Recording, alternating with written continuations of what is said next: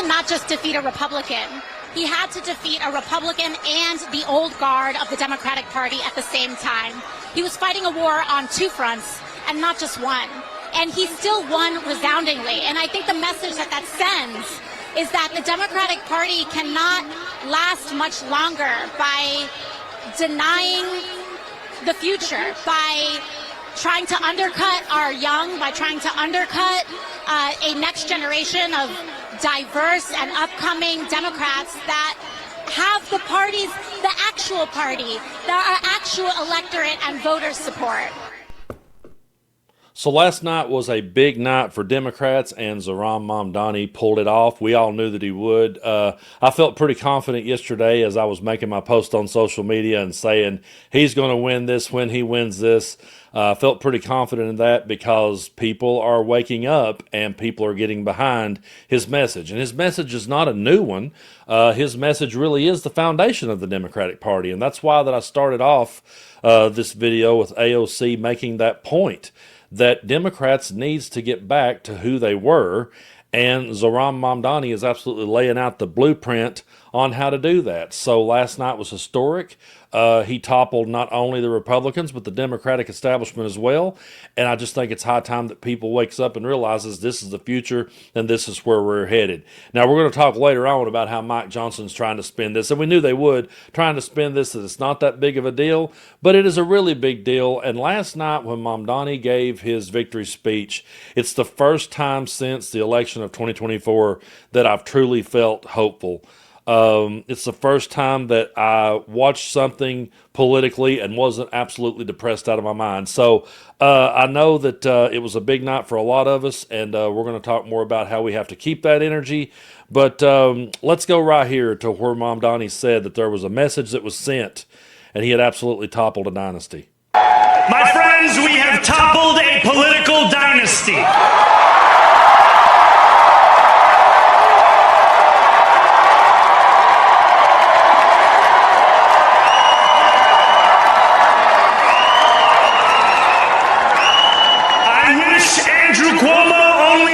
In private life. But let tonight be the final time I utter his name. As we turn the page on a politics that abandons the many and answers only to the few.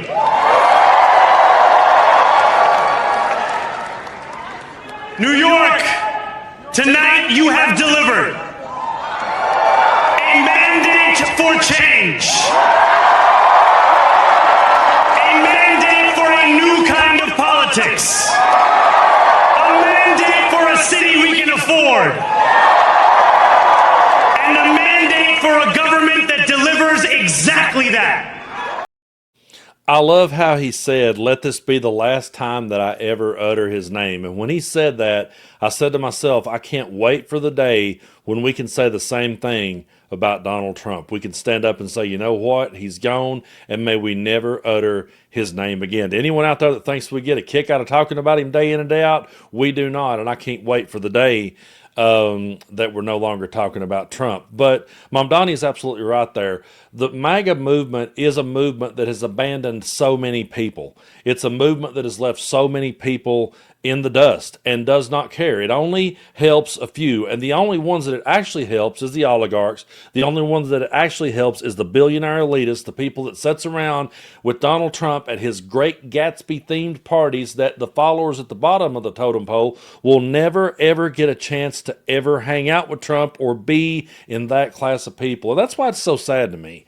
It's one of the reasons why that it's just truly so sad when I look around and see people rooting for a guy who only has his billionaire elitist buddies' best interest at heart. But this was one of the best speeches that I've seen in years. This was Obama-level energy and Obama-level good. And that's high praise because, I consider Obama to be one of the greatest speakers in the history of the United States. And when he's on and he brings energy, nobody's better. But Mamdani is not far behind, and I just love this clip. This is the clip that when I seen it, because I was watching it live as it happened, and I said, this moment right here, this is the viral moment. This is the moment that we're going to be talking about for a long time to come. So Donald Trump, since I know you're watching, I have 4 words for you. Turn the volume up.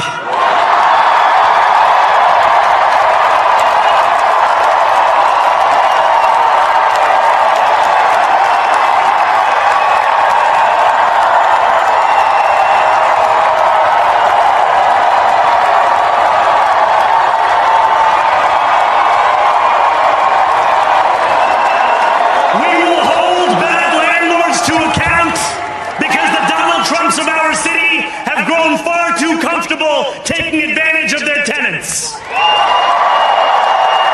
We will put an end to the culture of corruption that has allowed billionaires like Trump to evade taxation and exploit tax breaks.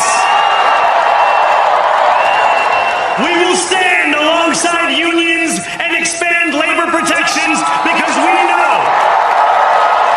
just as Donald Trump does, that when working people have ironclad rights, the bosses who seek to extort them become very small indeed.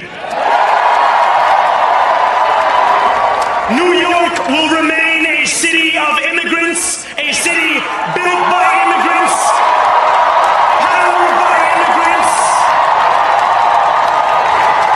and as of tonight, led by an immigrant.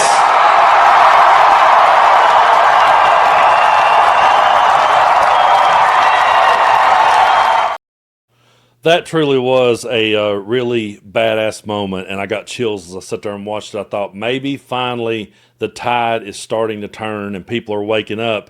And you got to ask yourself, do you think there is any establishment Democrat anywhere in this country that could have got that type of response? That's why going forward, I think it's very important that we continue to keep steering the conversation where it needs to go and bring the Democratic establishment around to understanding that they're not going to win again unless they get behind someone like a Mamdani who is pushing the message that we've been asking for this entire time. It's time for the establishment to read the room and read the energy right there last night with Mamdani. But I want to show you how Donald Trump is trying to spin this. This is absolutely hilarious. To me, this is pure comedic gold that he would go on his little Truth Social platform and post this. Happy anniversary, everybody, because, hey, I won an election last year, so happy anniversary. On this day, November 5th, 1 year ago, we had one of the greatest presidential victories in history. Such an honor to represent our country, and our economy is booming, and costs are coming way down. Affordability is our goal. Love to the American people, President Donald J. Trump. So, our economy is not booming, and he's doing a Dollar General Mamdani impression right there by trying to be like, oh, affordability is our goal. That's what we're going to be working on. Well, why haven't you been working on it, and why is the government shut down? Explain that one. And explain why that your main priority is building a ballroom that your followers will never see the inside of. Explain why remodeling your bathroom and taking like 25 pictures of it. Who else around here ever got to do anything like that? I don't see other people, around here, showing me 25 pictures of their new marble golden bathroom. I ain't seen none of that. I ain't seen nobody in Appalachia here where I'm at. I've looked all over. I can't find a Great Gatsby themed party at a big palace. It don't exist. So once he realized, oh shit, Mamdani actually got out there and connected with the people because he didn't lose the plot and I did, then he's like, oh, by the way, the economy is booming, BS. Prices are down, BS. And affordability is our goal. No, the only goal Donald Trump had was to continue to empower his rich, elitist, oligarch buddies. And I'm always going to frame it that way because that's what it is. Donald Trump is really good, love him or hate him. He's good at framing a bullshit narrative by repeating the same talking points over and over. All he has to say is radical left lunatics, radical left lunatics. It was the Democrats. It's the Democrats' fault. That's all he has to say. So we always have to circle back to he is only in this for the billionaires, he's only in it for the elitists, he's only in it for the oligarchs, and he only plays the people at the bottom against their own self. So we're going to keep cooking here with a few more clips from this Mamdani speech because it was absolute fire. And here he talks about it is time for the Democrats to shine. Too many working people cannot recognize themselves in our party. And too many among us have turned to the right for answers to why they've been left behind. We will leave mediocrity in our past. No longer will we have to open a history book for proof that Democrats can dare to be great. Our greatness will be anything but abstract. It will be felt by every rent-stabilized tenant who wakes up on the first of every month, knowing the amount they're going to pay hasn't soared since the month before. And again, the reason why that he is connected is because he is talking about the struggles that people are going through. And also, I'm going to play you one more clip because I think this one is very important for everyone to understand. One of the reasons why that he caught on so much, and one of the reasons why we can win if we will continue to follow in the blueprint that he's gave us, you have to stand up for everyone. You cannot leave anyone in the dust. We believe in standing up for those we love. Whether you are an immigrant, a member of the trans community, one of the many black women that Donald Trump has fired from a federal job, a single mom still waiting for the cost of groceries to go down, or anyone else with their back against the wall, your struggle is ours too. I tell you what, he is so spot on with his messages when he says, his messaging, when he says, your struggles are our struggles too. You know, he always circles back and points that out and says we and not me. Donald Trump always talks about himself, and then he talks about how America is going to be rich. If he ever talks about America, it's that America is going to win and it's going to be rich. But his followers and the people that vote for him, they still struggle paycheck to paycheck trying to figure out how to pay their bills. And they can't seem to get ahead in the world because they just keep chasing after that carrot that Donald Trump dangles in front of their face. He keeps them fighting culture wars, and they think, oh boy, as long as we fight these culture wars, everything's going to be great. Well, it's not. And we have to keep circling back to the issues at hand. Now, last night was a big night for Democrats, but I think it's very important that we keep that energy and we keep the eye on the ball. And I do believe that Mamdani has absolutely laid the blueprint for where Democrats go. It's what people have been calling for a long time. I'm not trying to go back and rehash the past. I don't want to sit here and point fingers and blame people or anything like that. But when you go back to 2016, Bernie Sanders was going around filling up stadiums. He had a massive following behind him, and people wanted that message then. And we tried to go another way. That didn't work out. We ended up with Donald Trump. Here we are today with him again.